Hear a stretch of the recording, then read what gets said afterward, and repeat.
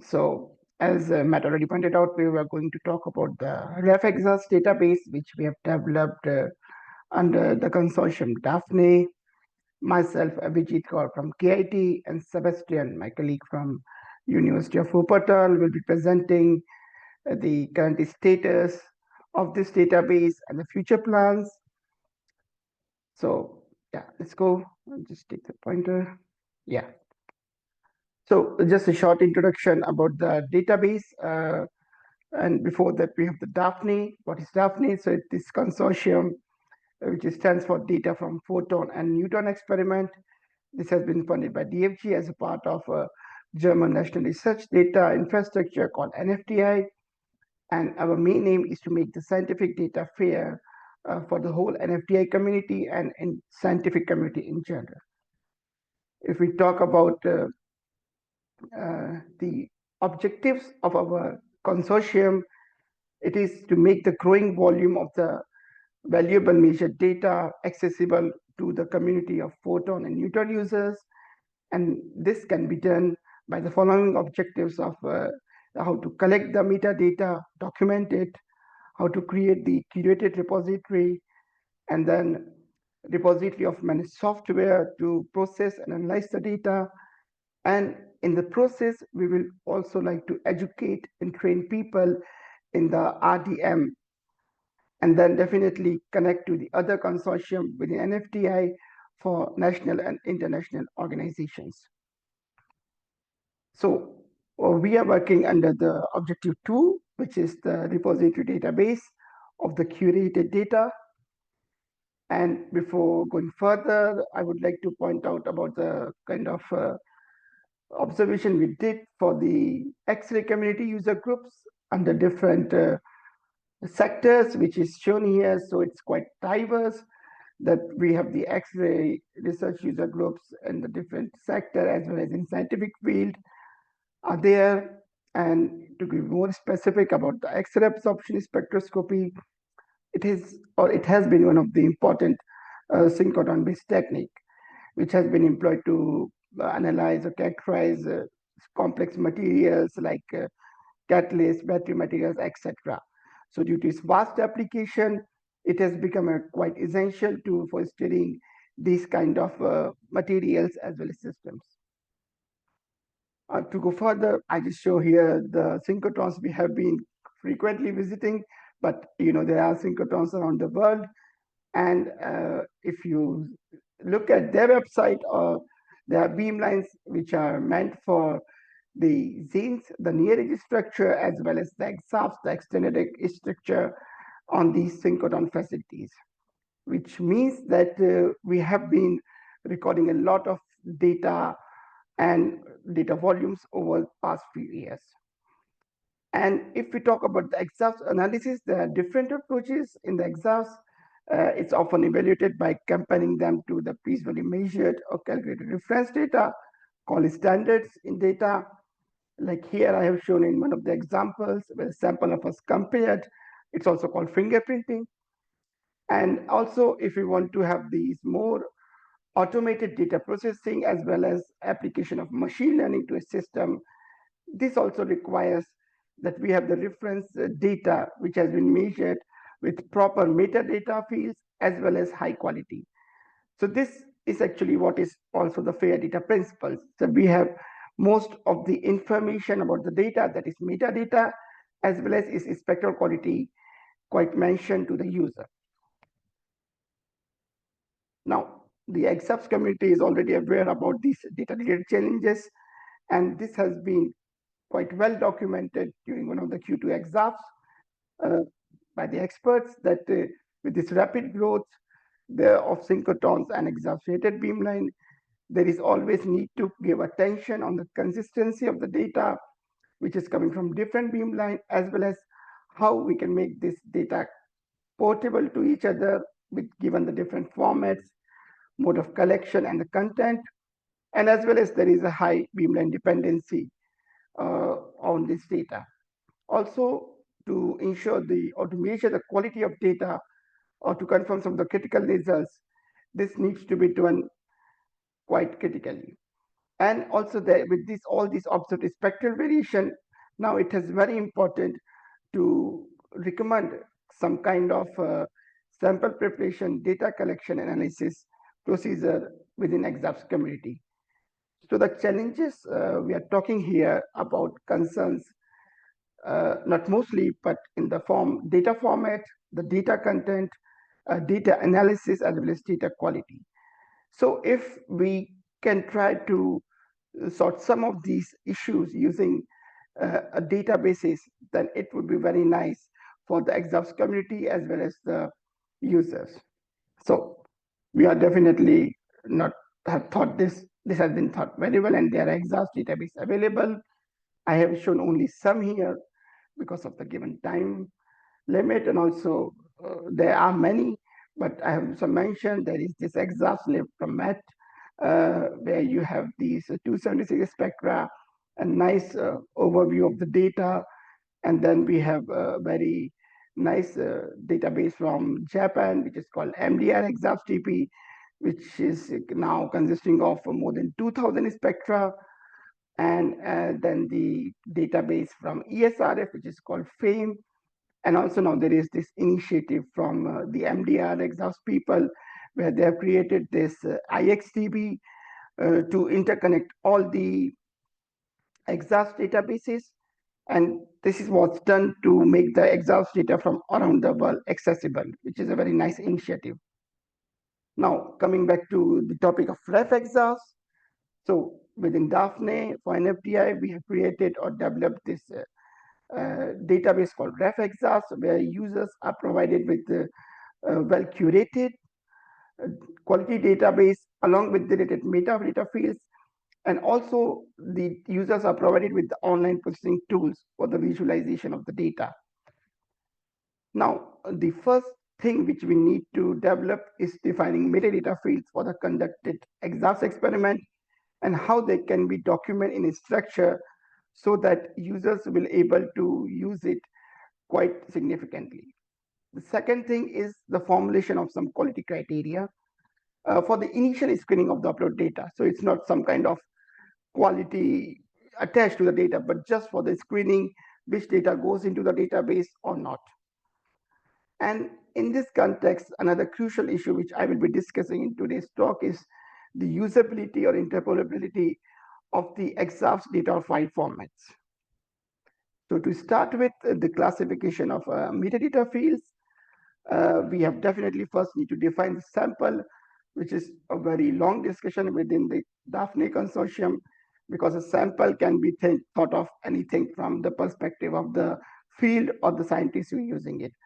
So from the EXAFS point of view, we have definitely the sample ID, I will talk later, but a collection code using which you have collected the data, the physical state, temperature, pressure, and in some cases, sample preparation also important.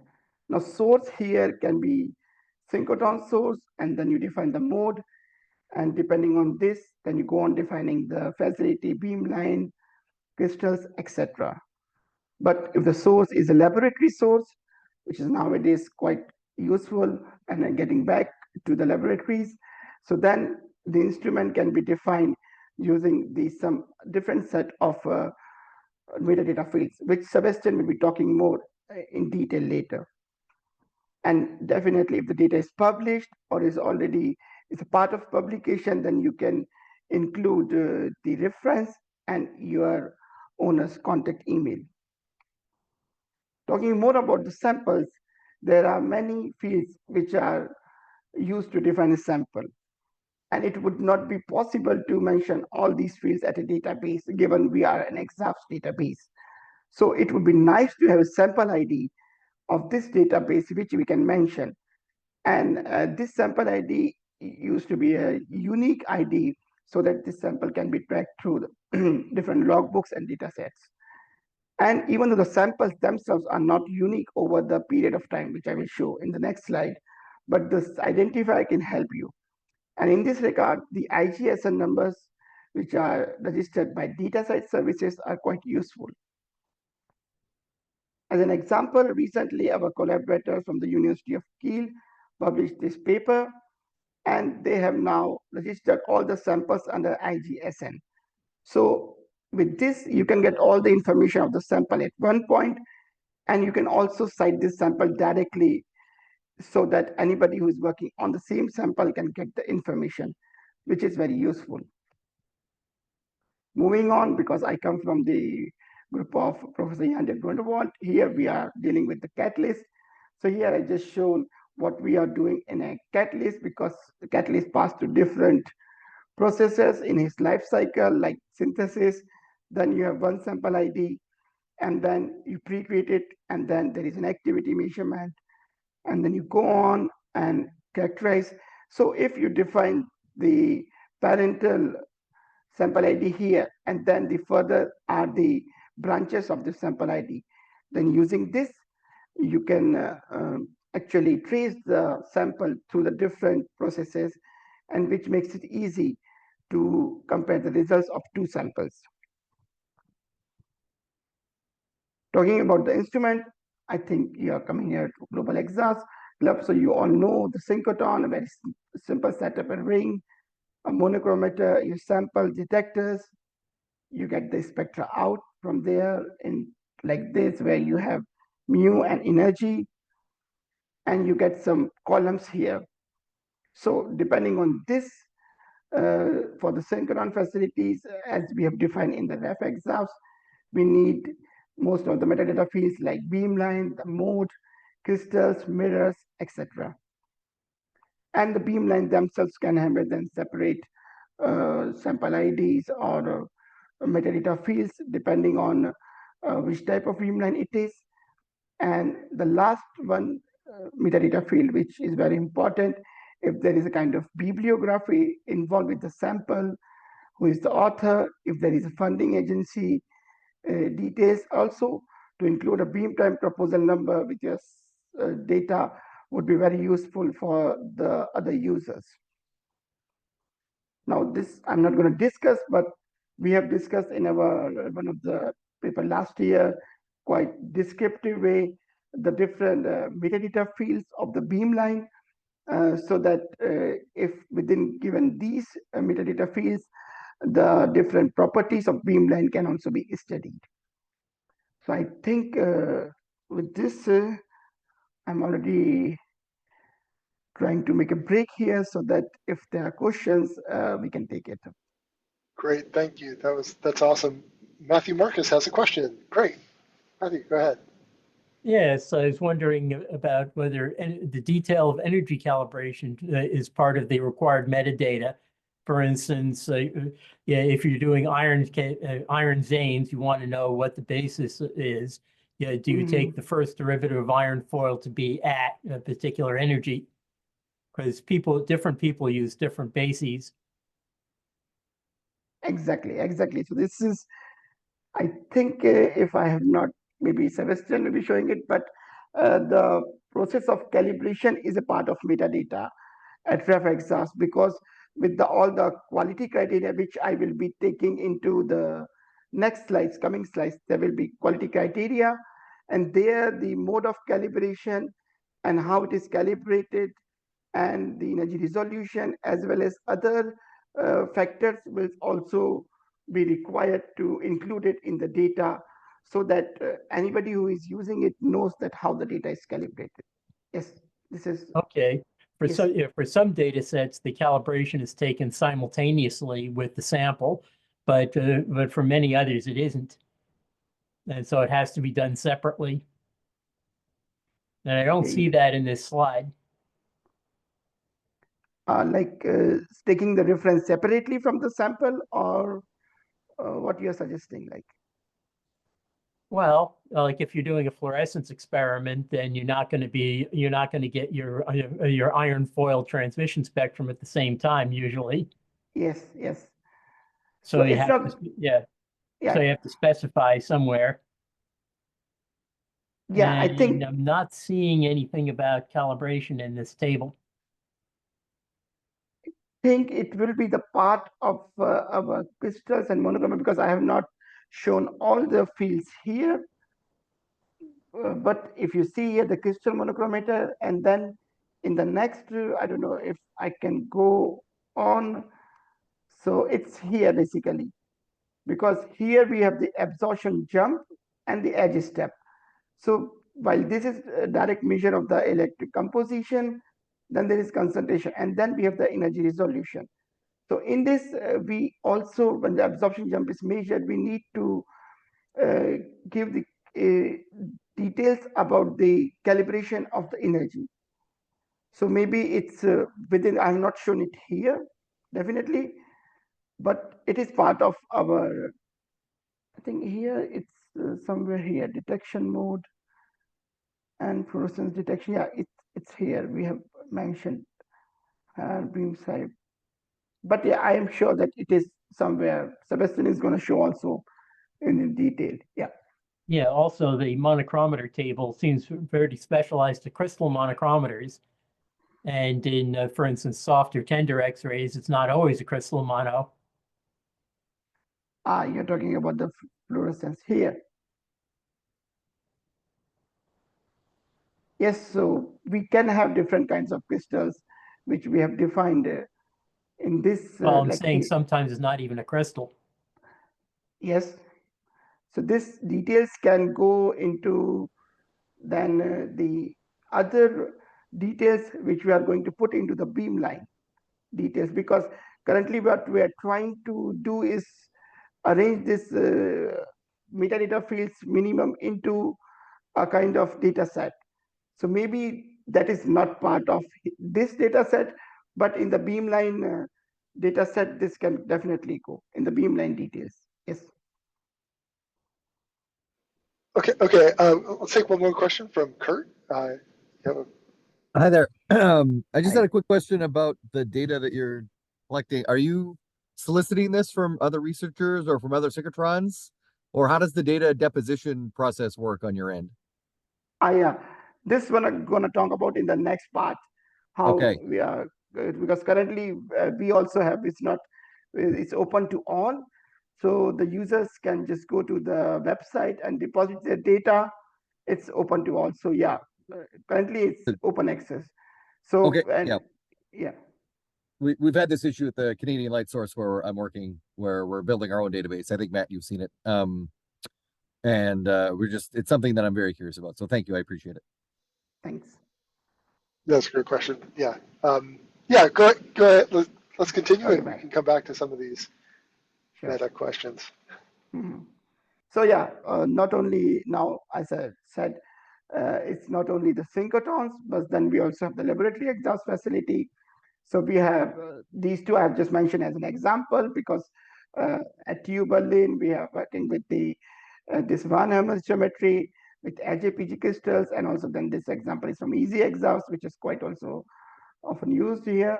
So with this SBCA crystals, so then definitely the metadata fields will not be the same, it will be changed, but still our database had the option to deposit both kind of data from synchrotron as well as the laboratory exhaust facility.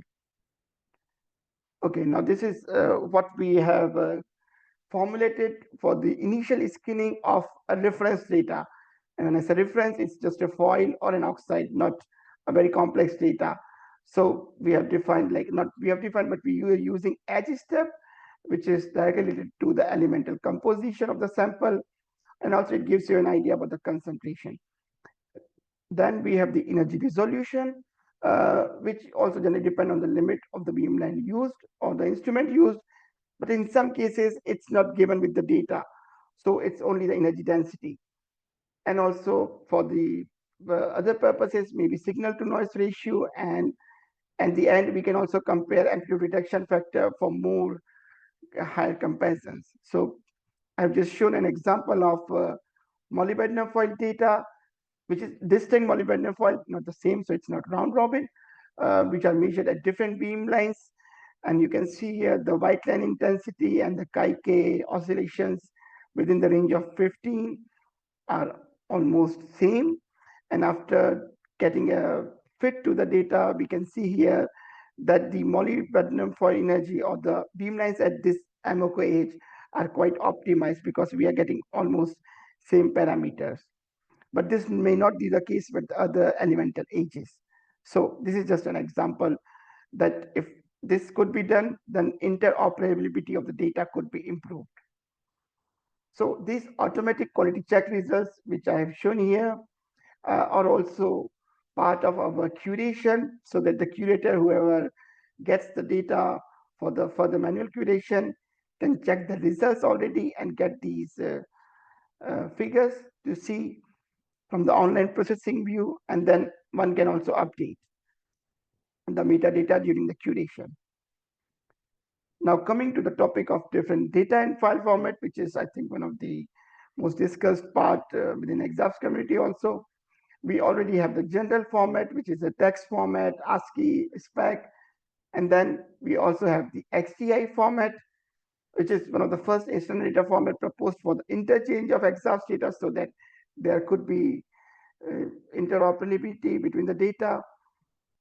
This is an example. I think most of you have seen this. If not, that this is how the metadata is provided and well separated from the data.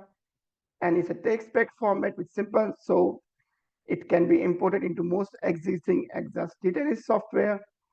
And it is also recommended for online databases, but it is most useful for the sharing of the single spectrum files. But if we try to go to the multiple spectrum files, then the things are a bit different. In this case, what this has been proposed or what has been in use is the HDFI format, which is an extant binary format, and it offers a closed annotative file system. And nowadays, it has been widely used in Europe across synchrotron and other scientific fields for the large data sets, and not only the large, but where you have multiple types of data sets. Like this, I have shown an example from our Catalyst experiment. So you can not only get the data for the spectrum, for data for the mass flow controllers, the temperature, etc., in one file.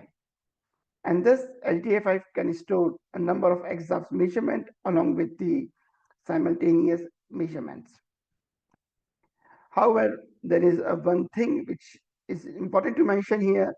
The LTF5 definitions are not defined. And Nexus is the community-led effort, which is used to define and support the schema for these scientific fields. So now there is already a lot of discussion has been done within the EXAFS community for the Nexus definitions for the process EXAFS data. And I hope from the last meeting which we had yesterday, there will be soon the proposal will be submitted. And just to, as an example, which I've taken from the METS page, I think this is the example that these are the definitions which are currently under processing, and this will be refined more.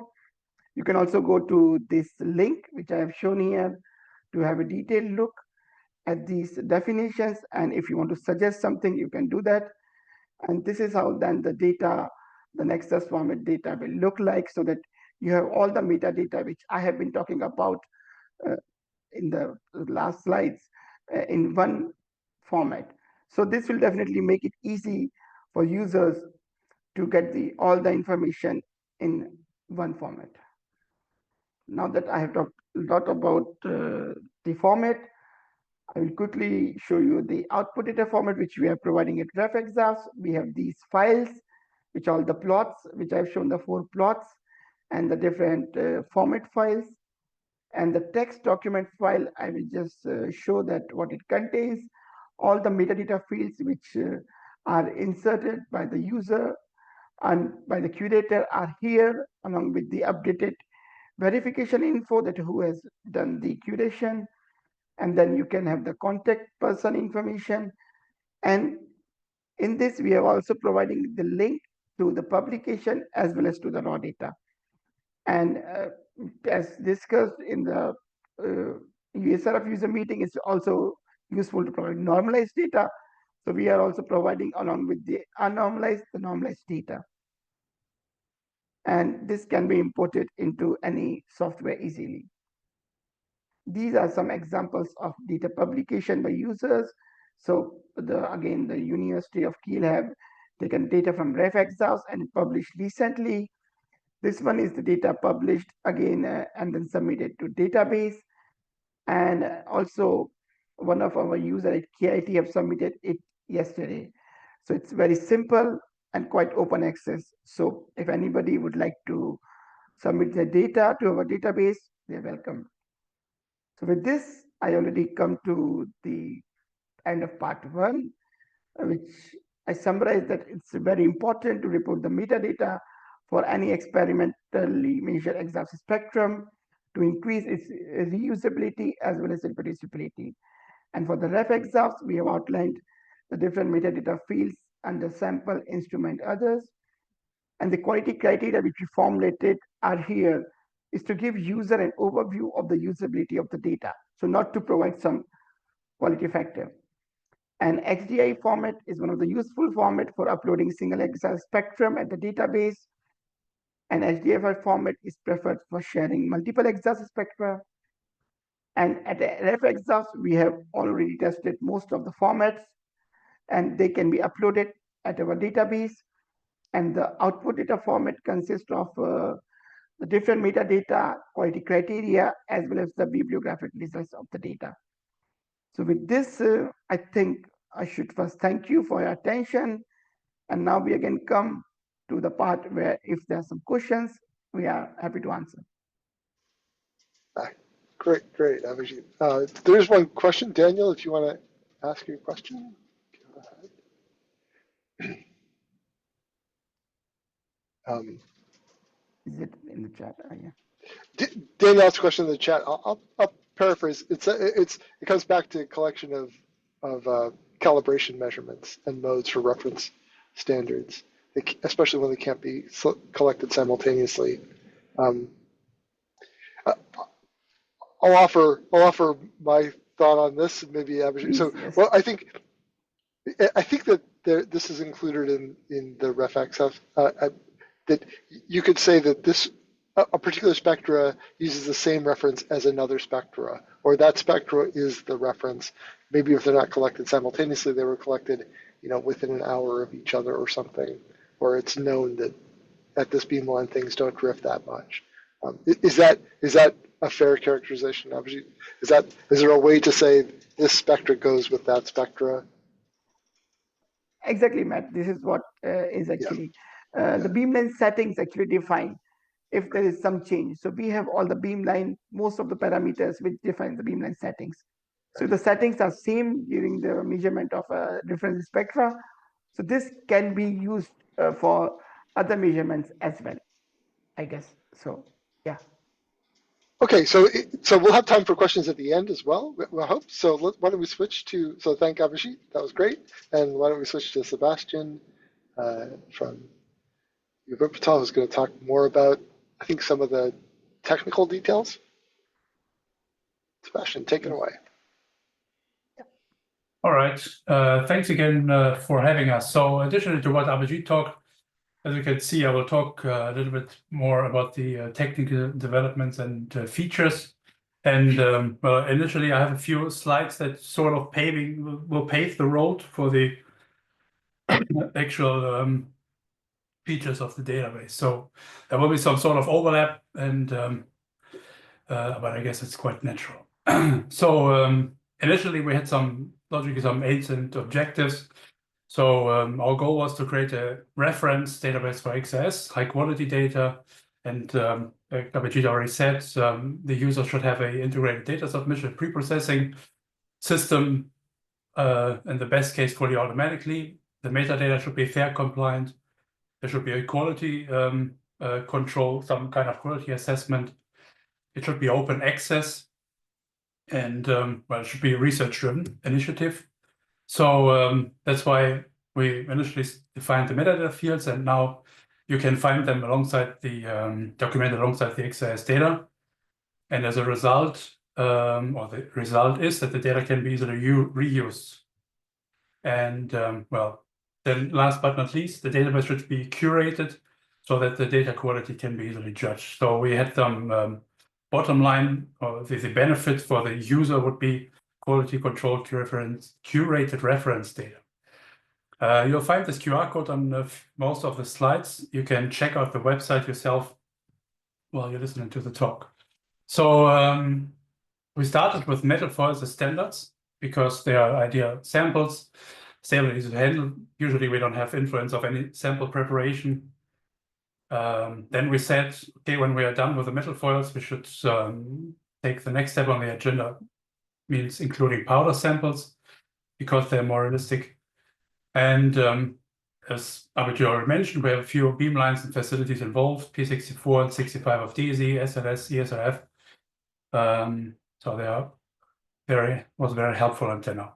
And then if you find yourself on the website, you will see that we have not that many, but already a few high quality metal foils available on the website. Okay.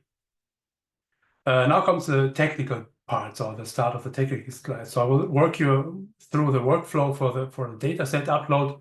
You see these 5 steps. So if you find yourself on the website, yeah, you are at step 1, you'll choose a data set. So as Abhijeet already mentioned, we try to make the upload process as convenient as possible. So no software download, etc.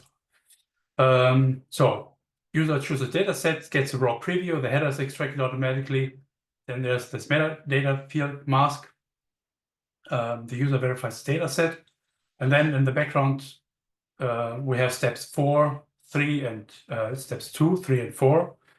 And well, at step 4, automatically done is that the database entry is created, unique identifier, the metadata stored into a scikit, MongoDB stands behind this, and information about the raw data file itself is stored in a second database, PostgreSQL.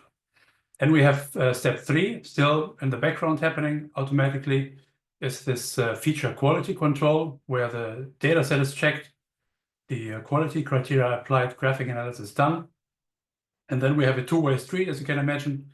The quality control either says it's okay or it kind of fails. In any case, the steps are all verified by our human curator. So we have for that curator user interface that I will show you in a moment.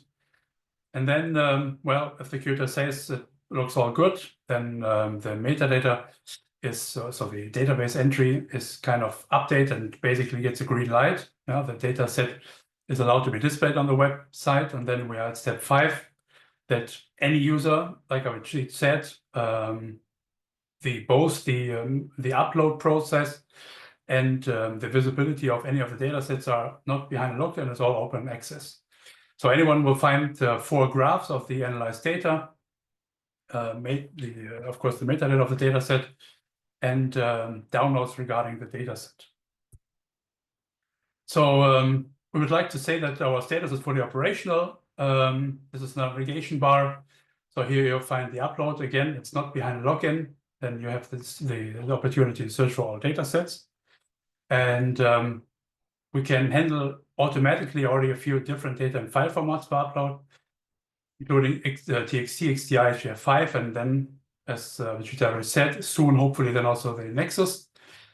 And then at step 1, you'll find yourself first in this mask here, where you have some instructions before uploading the file, some things to keep in mind, and maybe if you're running into any issues, you should contact us. So the user browses, chooses the data set he wants to upload here, in this case, for example, iron foil. And then, as you can imagine, sometimes you have a lot of columns, quite some header. And this is, for example, this file from P65. And no matter how the input file looks like, at least in the range of what we already can handle automatically, the important columns, energy, inode, and IT are selected automatically. Still at step 1, so still prior to the actual submission, the user gets a raw preview. At the moment, it's just the absorbance, but it's already very good. Because like this, the user can decide, does he at all wants to upload the data? Did it all work out with the automated system? It's an interactive plot. The header information is extracted automatically and displayed separately, as you can see here. Then we have this metadata mask. And as long as the information is somehow inside of the header, the fields are fulfilled automatically. Additionally, the user can, of course, also change and correct the information. And then Abhijeet showed the classification of metadata fields. You'll find this again here, the sample, instrument and the reference or bibliography. Finally, before submission, the uploading user must read and confirm with writing yes at the moment that he understood this disclaimer that his data set is, well, uploaded under the CC BY 4.0 license. After that, he clicks on submit, and then comes this all the steps 2, 3, and 4 that's happening in the background. Step 3 is then the pre-processing and the quality criteria. So we have an automated workflow, as I said. So pre-processing and quality assessment are done using Python and Large. Of course, we have some automated absorption data extraction. E0 is determined also via Large, via the first derivative. The absorption edge guess is done via Large. Some normalization is, of course, done. Pre-post edge fitting, background subtraction via RTBK. And well, we have this detailed in the paper that Abhijeet mentioned. We did some comparison for some molybdenum foil that was evaluated manually with Athena red dashed, and compared it to what our automated system is doing in the blue line. And although there are some deviations, some slight deviations, we can say that it's overall in good agreement with something that is done manually with, for example, Athena. Okay, then step 3, we have this, as I said, the curator UI. I mean, it's basically all on the website, also created for longevity. The curator access is, of course, behind login.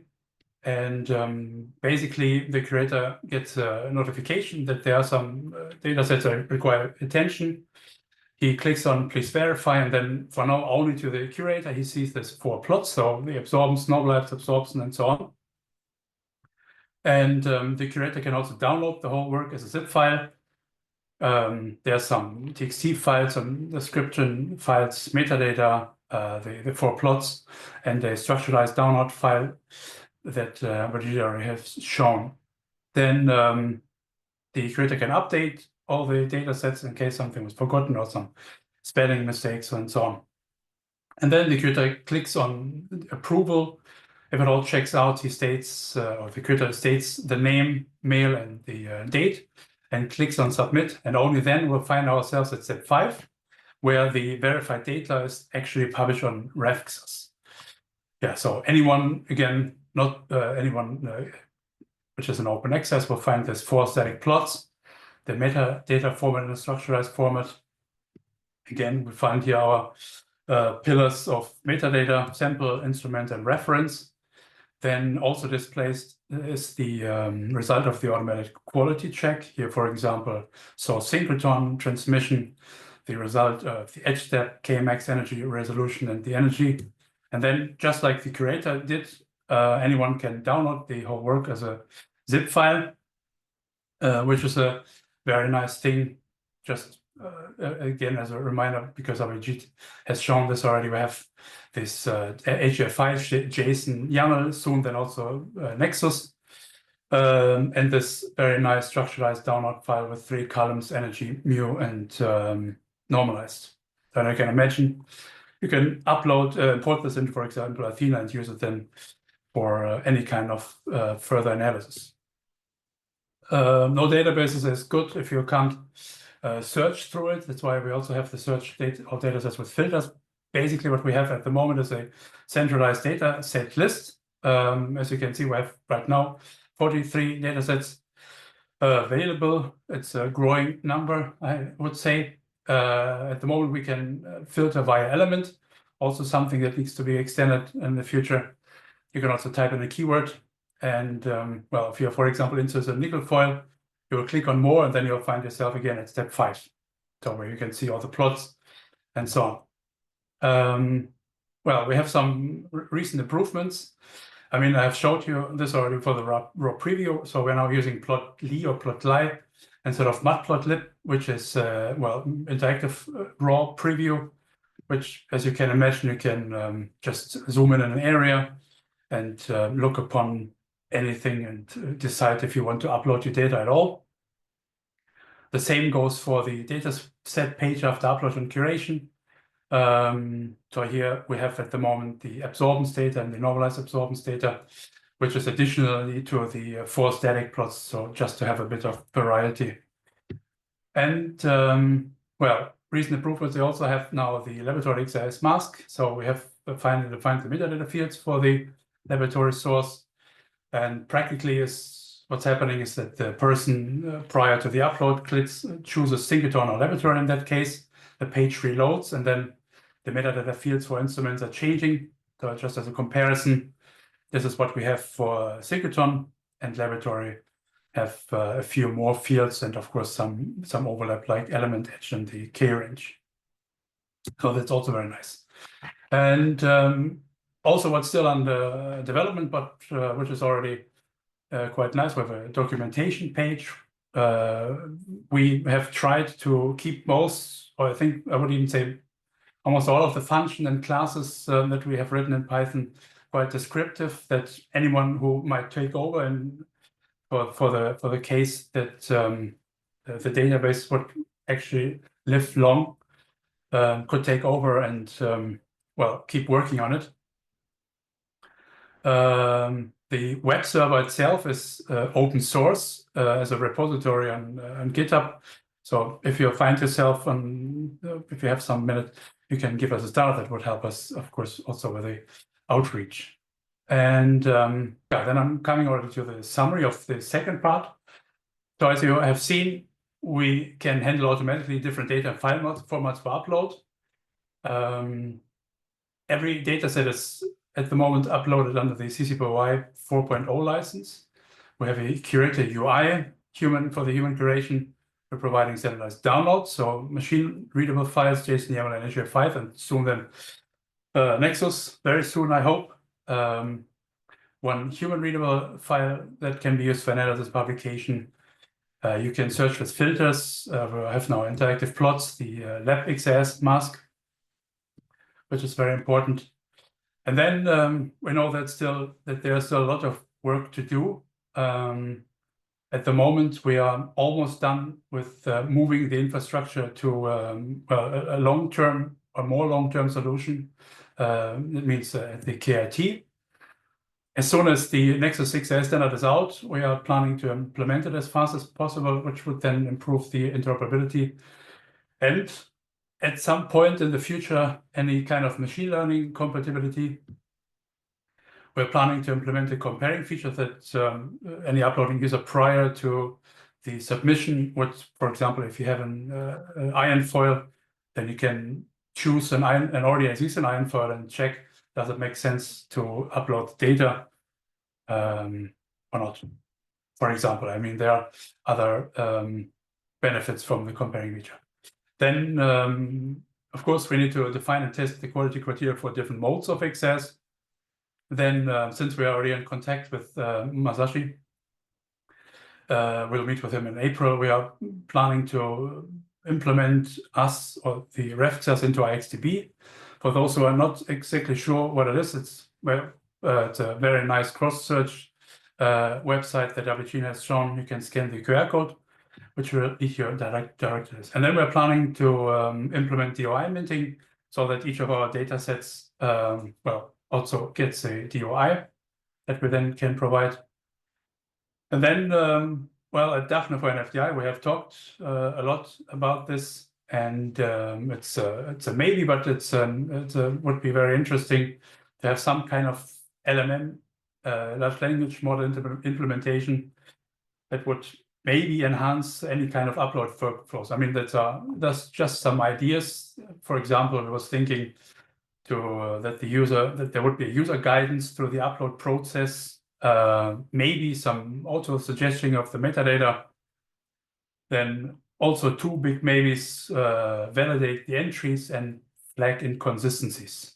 I mean, these are just some things that we are thinking of and maybe we'll include at some point. Yeah, then regarding outreach, I mean, we should have talked about this already, about the paper. Here's the DOI that you can also find on the website, on the landing page. And on Monday, I have checked that we are still on the first place of the most read articles of the Journal of Synchrotron Radiation. Paper is online since September. I mean, it's not to boast about it, but I think it's quite nice that there's some interest. And then, as we already mentioned, we have some additional publications regarding metadata fields. Then we have been just accepted another smaller paper for improvements and outlook for RefXAS from the SRI 2024, and then the examples of data publication that has somehow been in use, where RefXAS was somehow been in use. Yeah, then all that's left is to say thanks everyone that is involved. This is the team of Daphne for NFTI, and then all that's left is to thank you for your attention, and of course always the notification, the saying from us that the RefXAS belongs to the user community. So any contribution and feedback from any one of you, from any user, would be essential for us. Thank you very much. Great, thanks, Sebastian. That was excellent. Are there any? I think Matthew Marcus has a question in the chat. Do you want to restate your question there? Okay, I was wondering about the inclusion of soft X-ray spectra, for which the issues are a bit different. For instance, there's generally no XAS range. Background pre-edge and post-edge backgrounds are non-trivial to say the least, and etc. And of course, as I pointed out before, the monochromators are not crystal monos. Yeah. So if I may comment on that. So yes, actually, in the long term, what we are also planning to have is a separate, maybe the Zanes part to the exhaust part also, because in some cases, or in most of the cases also, people are also just switching to the Zanes spectra. So we can have the Zanes part differently, scrutinized than the exhaust part. So this is definitely under discussion, and soft X-ray is definitely going to be part of this database. We are in contact already with the people at Bessie, and then we are getting some feedback from them that how we can then materialize this thing where we have the hard exhausts separate and the soft exhausts different. Definitely, and the monochromator issue is the another thing which we need to discuss. In this case, it's altogether very different for the optics of hard X-ray as compared to the soft X-rays. So yeah, we can also now actually quite mention in our outlook, so that soft X-rays. Yeah, another issue that actually covers both spectral ranges is overabsorption or other saturation effects. For instance, I noticed in the FAME database that the spectra for sulfur compounds, all seem to be heavily overabsorbed compared to spectra I took myself using TEY. Okay, yeah, I think so. I've not seen those spectra, but it depends definitely, as you said, it's TEY mode, so it depends heavily on the mode of on which mode the data is measured. So currently we have been trying to go with the transmission and fluorescence, but yeah, once we have this TEY mode, then this issue of overabsorption would definitely need to look into, because as you already mentioned, it's one of the problems with the data. And yes, then user needs to be, then also those so-called quality criteria are to be formulated differently in this case, because they cannot be the one which in transmission. It's very easy to get Hall effect or harmonics. Exactly. And especially at the low energies where the particle size required is really, really small. Exactly. Yeah. So can I ask a question, maybe for Abhijeet?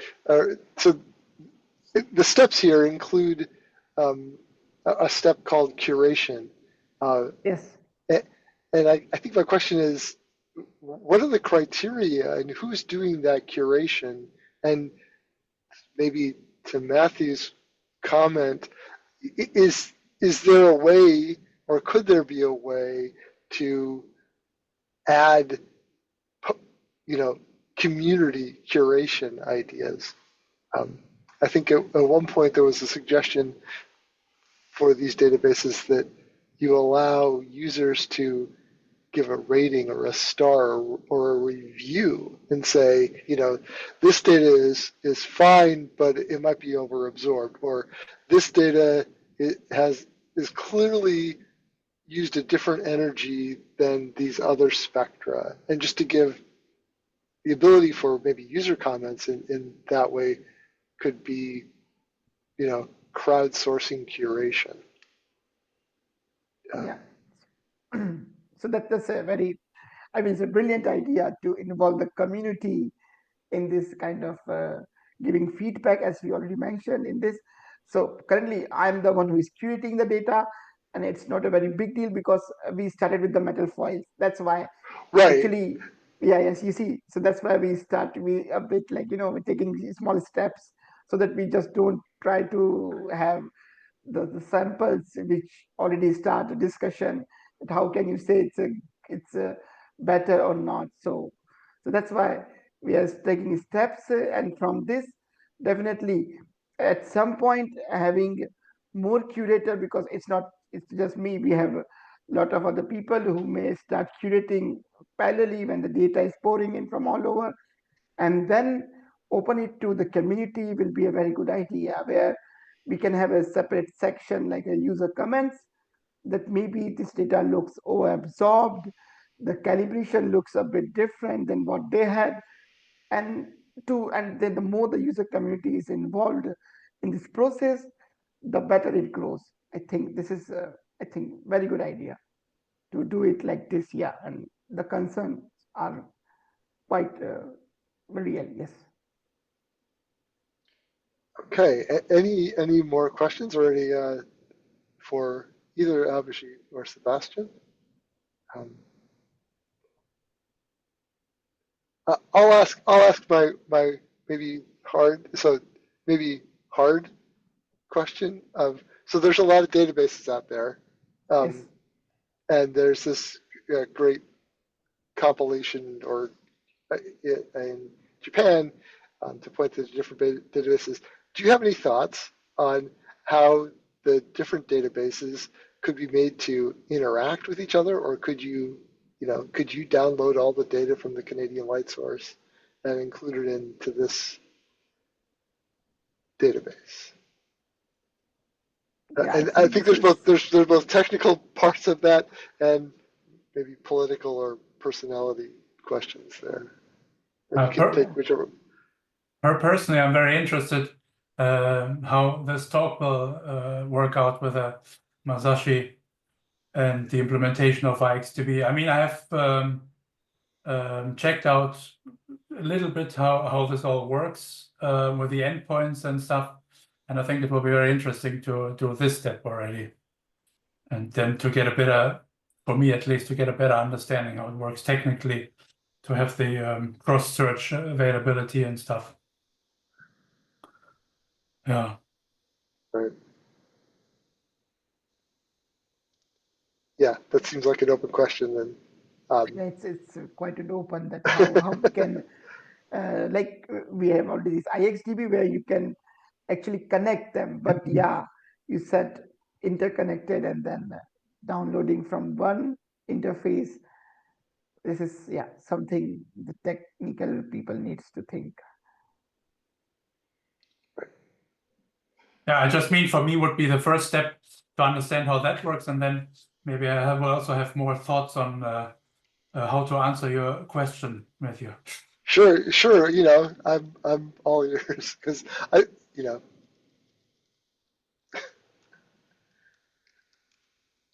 not sure how to do that myself. Yeah, it's an interesting question, definitely. Moshe, go ahead. You have your hand up. Hi, thank you so much. It was interesting talk and topic. I have a quick comment. I don't know what is the purpose of having the RefXAS database. The purpose is to provide users with a good quality collected data, or the purpose is to provide the RefXAS database in a way that they can download and use it as it is calibrated, energy calibrated, and it's well-defined parameters. Because from my point of view, if we have a reference database that we can assure users that the data that we are giving you is well established. I mean, by what I mean is that the data is a good quality data. There's no self-absorption involved. This is fluorescence database. If it is a hard X-ray part, we have it up to 16K. Maybe you don't even use it, but the quality of the data up to that 16K or even 20K is good. But energy calibration, which I saw the question came up over and over. Are you trying to have everything ready for the one database, one sort of data set? Or the point is to have a good quality database that they can use it. So because for reference materials, people may have different ideas of where we call the absorption edge, what is the calibration for that specific sample. If it's a metal foil, we may all agree with the Orange Book. It's an old name, but we may all agree with it or not. But for the other references like iron oxide 2+, 3+, people may have a few EVs different, a few points of EVs different in their mindset. But if you have a good quality data that is ready to use, so people can download and then reference and then calibrate to whatever they want to use it for, right? So as long as they have a meaningful justification of why I'm calling this edge that energy, then from my point of view, that's all good. What was your kind of approach to this? Okay, there's a lot of thoughts to process. Yeah, I'm just trying to get it was an into open some talk, so I areas. was just Sure. commenting on that. But thanks a lot for these thoughtful ideas. So yeah, to start with, first, as we talked about the quality of the data, this is one aspect of the database. But as we try to grow with the quality, the quantity also matters. So if we have like 10 data sets for iron foil from different beamlines, which we can show to the user that, see, this is how they look like at different beamlines, and this is how it is done, and it's almost kind of within our standards or like within our quality criteria. Everything fits well. So we are also trying to provide the user all these processing tools, that how the data should be processed also. It's not just the quality, but how it should be processed also, that you take the calibration. In some cases, like molybdenum is also one of the cases where you cannot take just the first derivative. It's a bit critical, and also it's a kind of discussion within the community. So, but if there are like 10 people, 10 experts from the beamline who are using this procedure, then user will be made aware that this is one of the practices which is found to be good among the exams community. And then if they go through the same, it will be nice. But yeah, if they have their own thoughts on this, then they can definitely suggest it, or they can, and it depends on them that how they like to utilize the data. So we are not, it's not like putting some kind of rules, but yeah, at the end, it's the users who decide how to utilize the database. Thank you, Abhijeet. Thank you so much. Thanks. Yeah, thanks, Marsha. That was a great question or a great comment. I agree with all of that too. So, anyone else? I'm gonna stop the recording because we're at an hour, and I think we should all thank Abhijeet and Sebastian and for both the excellent presentation, but also the excellent work they are showing here. So, thanks to both of you. Thanks, Matt, and thanks Thank everyone you. for the invitation. Yeah.